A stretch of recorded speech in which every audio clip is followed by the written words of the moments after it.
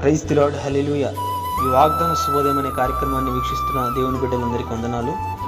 ఈరోజు కూడా ఒక చక్కని వాగ్దానం ద్వారా మీ ముందుకు రావడం జరిగింది. బైబిల్ గ్రంథంలో నుంచి కీర్తన గ్రంథం 18వ కీర్తన 28వ చరణాన్ని చదువుకుందాం. దావీదు రాస్తున్నాడండి ఈ మాటలు. నా దీపం వెలిగించువాడవు నీవే, నా దేవుడైన యెహోవా చీకటిని నాకు వెలుగుగా చేయును అని.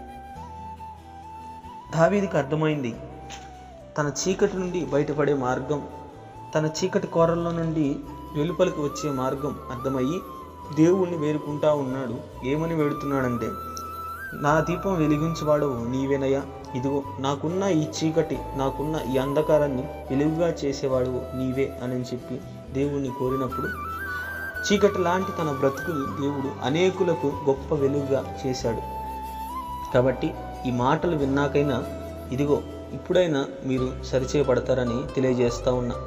మీ జీవితం చీకటిలాగా ఉండొచ్చు, అంధకార స్థితిలో ఉండొచ్చు, ఏం చేయాలో దిక్కు తోచని స్థితిలో గాఢంధకారం మిమ్మల్ని ముంచివేయచ్చు. కానీ దావీదు కోరుకున్న దేవుణ్ణి గనుక మీరు ఆశ్రయించగలిగితే, దావీదు కోరిన కోరికను మీరు కోరుకొనగలిగితే, ఇదిగో అమావాస్య లాంటి చీకటి బ్రతుకులైన మీ బ్రతుకులను దేవుడు గొప్ప వెలుగుతో నింపబోతా ఉన్నాడు. ఈ సంవత్సరం అత్యధికమైన మేలుతో నింపి అనేకుల ఎదుట నీ వెలుగును ప్రకాశించే కృపను నా దేవుడు ఇవ్వబోతా ఉన్నాడు. కనుక ఈ వాక్యం ద్వారా అయినా మీరు నెమ్మది పొందుతారని మీకు తెలియజేస్తా ఉన్నాను. కాబట్టి దీనికోసం కనిపెట్టి ఈ లేఖనము నెరవేరునట్లు ప్రార్థన చేయండి. దేవుడు ఈ చిన్ని వాగ్దానాన్ని మన జీవితంలో నెరవేర్చును గాక. ఆమేన్.